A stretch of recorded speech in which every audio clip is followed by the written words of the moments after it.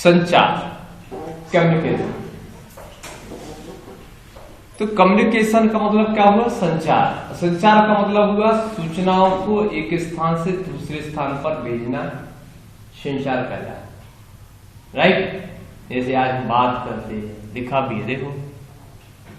Communication, संचार का अर्थ है सूचनाओं का आदान प्रदान करने से है, लेकिन ये सूचनाएं तब तक उपयोगी नहीं हो सकती जब तक कि इन सूचनाओं का आदान प्रदान ना हो।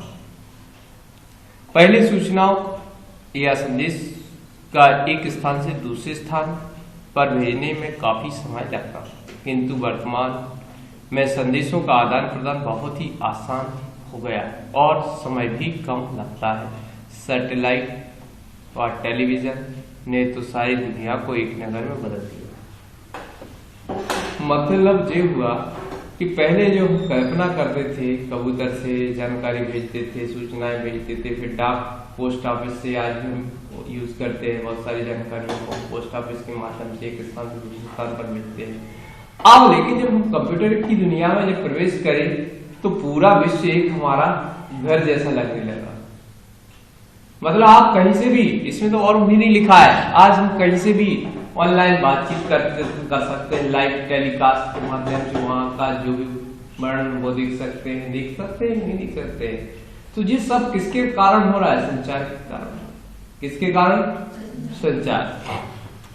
तो सैटेलाइट के कारण हमारे टेलीविजन और ये सब चीजें चल रही हैं, क्योंकि बिना बारिश में भी हम कोई डेटा को अवरोध नहीं होते, कितनी धूप आ जाए, कितनी हवा चल जाए, हमारे पास जो डाटा है वो आता रहता है, नेट चल ही रहा है। क्लियर? तो इस तरीके से हमारे सैटेलाइट और जो कम्युनिकेशन के माध्यम है वो काम करते हैं, जिससे हमारा कम्युनिकेशन कंटिन्यूस चलता रहता है। जब दो या दो से अधिक व्यक्ति आपस में कुछ सार्थक चिन्हों, संकेतों या प्रतीक के माध्यम से विचारों या भावनाओं का आदान प्रदान करते हैं तो उसे संचार कहते हैं। क्या कहते हैं? जब दो या दो से अधिक व्यक्ति आपस में कुछ सार्थक चिन्हों, संकेतों या प्रतीकों के माध्यम से विचारों या भावनाओं का आदान प्रदान करते हैं तो उसे क्या कहते हैं? संचार कहते हैं। मतलब सूचनाओं का आदान प्रदान करना ही। फिर लिखा है communication refer to the act by one और more person of sending and receiving message distort by noise with some effect, some opportunity for feedback. इस तरीके से इंग्लिश में भी हम डिफाइन कर सकते हैं। फिर आया use of communication and IT. क्या लिखा है?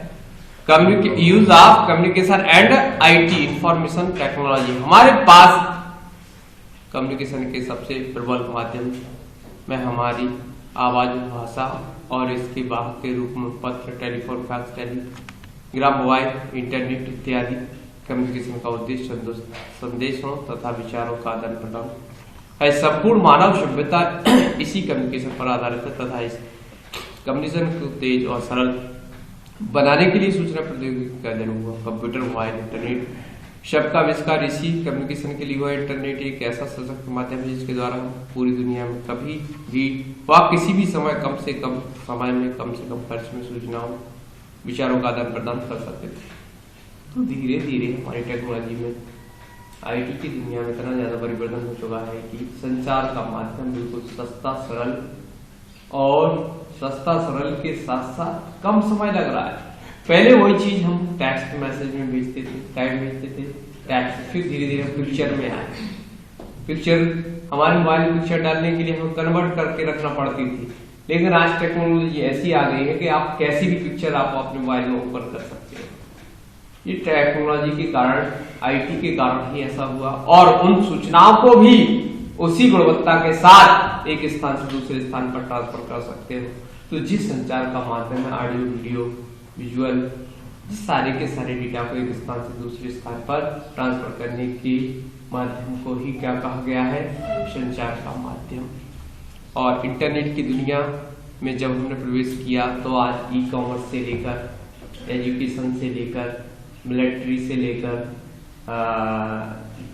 चिकित्सा से लेकर हर चीज का जो कम्युनिकेशन है वो सुविधाजनक होता जा रहा है और सरलता से आज कम्युनिकेशन के माध्यम से घर बैठ के एजुकेशन ले रहे हैं, अभी कोरोना काल में आपने देखा होगा सब विद्यार्थी घर बैठकर ही बड़े बड़े संस्थानों से कोचिंग ले रहे थे, वो सूचनाओं के माध्यम से ही, संचार के माध्यम से ही पढ़ाई कर रहे थे। अब आता है कम्युनिकेशन प्रोसेस, संचार प्रक्रिया। कम्युनिकेशन का मुख्य उद्देश्य डाटा और सूचनाओं का आदान प्रदान करना होता है। डाटा कम्युनिकेशन से तात्पर्य दो सामान्य या विभिन्न डिवाइसेस के मध्य डाटा का आदान प्रदान से है, अर्थात कम्युनिकेशन करने के लिए हमारे पास सामान्य डिवाइस होना आवश्यक है। डाटा कम्युनिकेशन के प्रभाव को 3 मुख्य विशेषताओं द्वारा प्रदर्शित किया जा सकता है। डिलीवरी, शुद्धता, समयबद्धता। मतलब शुद्धता के साथ डिलीवरी और समय सीमा में भी आपको डेटा मिलेगी, इससे वो है। फिर आया नीचे किसी कम्युनिकेशन प्रोसेस प्रक्रिया में 5 घटक होते हैं। मतलब यदि कोई भी संचार सेवाओं को एक स्थान से दूसरे स्थान पर भेजना होता है तो उनमें 5 चीजों का होना आवश्यक होता है। पहला देखिए, मैसेज किसे भेजना चाहे तो मैसेज टाइप, फिर कौन भेजेगा, सेंडर, फिर क्या मीडियम, माध्यम क्या है, कैसे जाएगा, ट्रक से जाएगा, हेलीकॉप्टर से जाएगा, तो संचार का माध्यम की बात कर रहा। और दूसरा रिसीवर, फिर अगला है प्रोटोकॉल। तो इन 2 चीजों को, माध्यम को छोड़ के और बाकी 3 चीजों को, और प्रोटोकॉल को छोड़ के बाकी 3 चीजें क्लियर हो गई। भेजने वाला, प्राप्त करने वाला और मैसेज।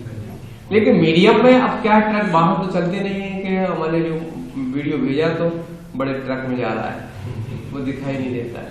वो एक प्रोटोकॉल के माध्यम से TCP/IP होता है। क्या होता है, ट्रांसमिशन कंट्रोल प्रोटोकॉल और इंटरनेट प्रोटोकॉल जो होते हैं वो क्या करते हैं, जैसे कई प्रकार के प्रोटोकॉल बनाए गए, माइम है, अलग अलग TCP है, IP है, तो ये सब अलग अलग काम को करने के लिए प्रोटोकॉल बताए गए हैं। आगे हम देखेंगे।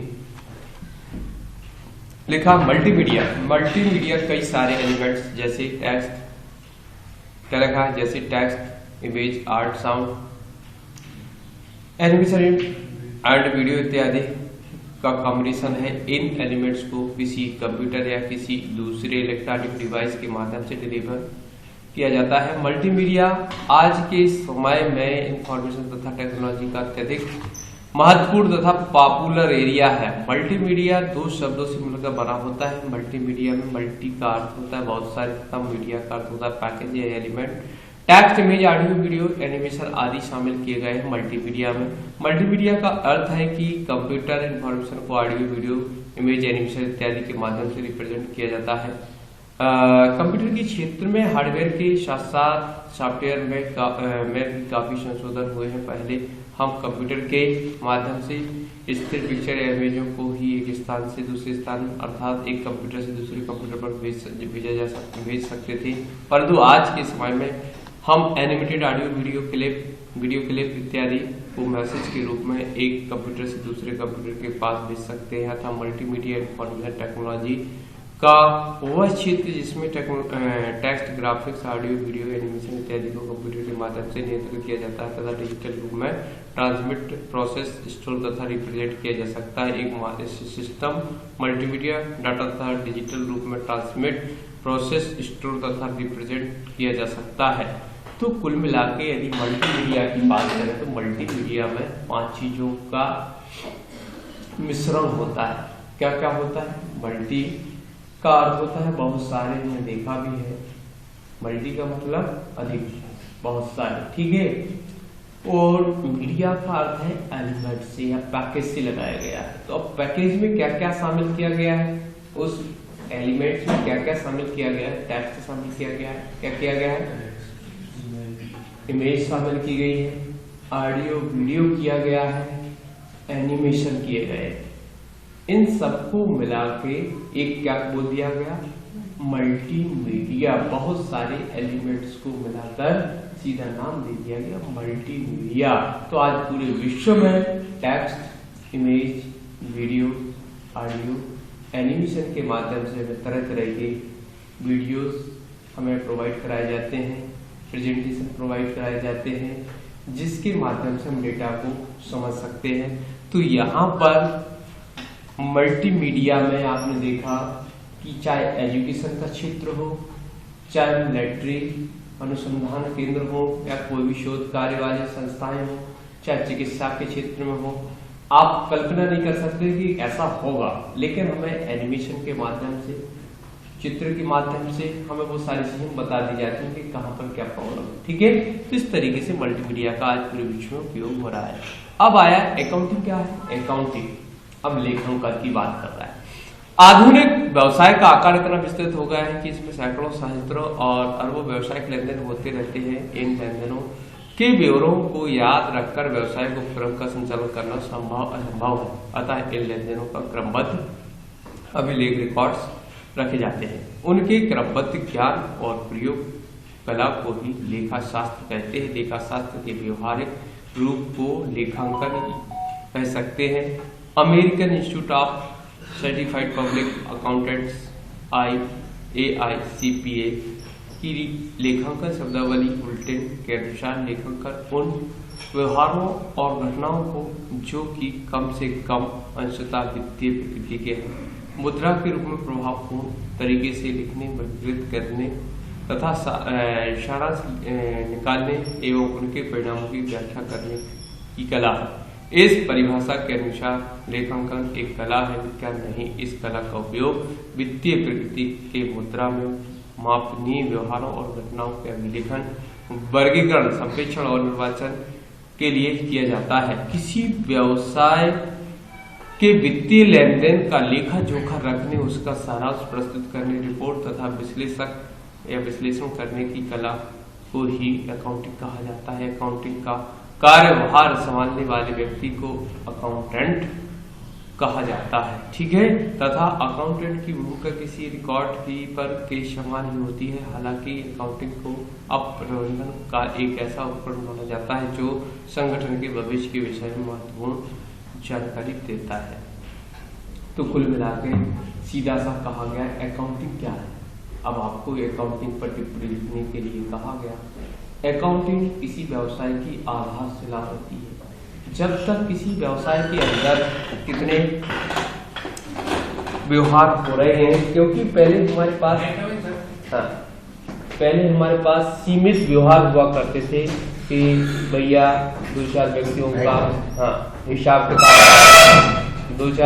का हिसाब किताब रखना होता था और आसानी थी, क्योंकि 10-20 लोगों का हिसाब किताब कोई भी रख सकता है। लेकिन धीरे धीरे अब मार्केट में क्या हुआ, एक तो हमारे पास जनसंख्या वृद्धि भी हुई है और उसके परिणाम स्वरूप मार्केट का विस्तार भी हुआ है, विस्तारवाद बढ़ा है। तो विस्तारवाद बढ़ने से क्या हो गया है, एक आदमी से लाखों लोग माल खरीद रहे हैं। तुमने देखा होगा EMI का मोबाइल यदि लॉन्च करती है, कोई अच्छा मोबाइल आ जाए तो पता चली 10 दिन तक तो किसी को मिल ही नहीं पाता, मुश्किल से मिल पाता, 5 सेकंड में बिक्री हो जाती। अब उनका हिसाब किताब कैसे रखा जाए, तो ऐसा हिसाब किताब रखने के लिए हमने एक सॉफ्टवेयर प्रबंधन मैनेजमेंट तैयार किया, तो जिसे हम अकाउंटिंग के रूप में जानते हैं। जो इसे ऑपरेट करता है, जो इसका या एक कीपर की, जैसे स्टोर कीपर होता है कि उसके बिना कोई सामान बाहर नहीं निकलेगा, ना उसके बिना कोई सामान अंदर जाएगा, तो ऐसा भी अकाउंटेंट स्टोर कीपर की भूमिका निभाता है और पूरा हिसाब किताब रखता है।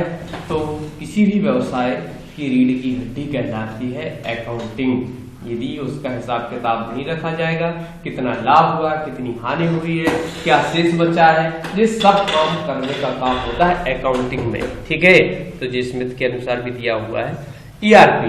कब ERP क्या होता है, ERP इंटरप्राइजेस रिसोर्स प्लानिंग। क्या लिखा है, इंटरप्राइजेस रिसोर्स प्लानिंग। ERP एक बिजनेस मैनेजमेंट सॉफ्टवेयर है जिसका उपयोग लगभग हर छोटी बड़ी कंपनियों में बिजनेस को मैनेज करने के लिए किया जाता है।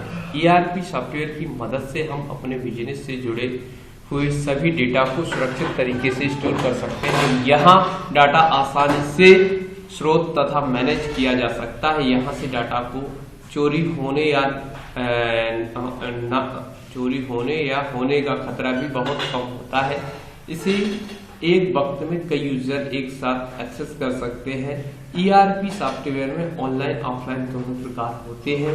तो यह ERP मतलब एक प्रकार से अकाउंटिंग की है, मैनेजमेंट ही है इस सॉफ्टवेयर में। जैसे स्कूल के लिए उन्होंने एक ERP सॉफ्टवेयर ले लिया, तो जिसमें एडमिशन भी हो रहा है, उसकी मार्कशीट भी बन रही है, उसकी TC भी जनरेट कर रहे हैं, साथ ही साथ उसकी फीस भी भरी जा रही है, उसका फीस का हिसाब किताब रखा जा रहा है। ये सारे काम एक ही सॉफ्टवेयर के माध्यम से किए जा रहे हैं, इसलिए उसे क्या कह दिया गया, ERP। क्या कहा, ERP। अब ERP के कुछ लाभ भी होते हैं, कुछ फायदे भी होते हैं। ERP में डेटा आसानी से स्टार्ट तथा मैनेज किया जा सकता है। ERP में डाटा अलग अलग स्थान पर ना हो कि एक ही स्थान पर उपस्थित रहता है। ERP की किसी भी जगह आसानी से देखा जा सकता है। ERP से पुराने डेटा को खोजने की एक्यूरेसी भी अच्छी हो जाती है। ERP से पेपर वर्क में कमी आती है।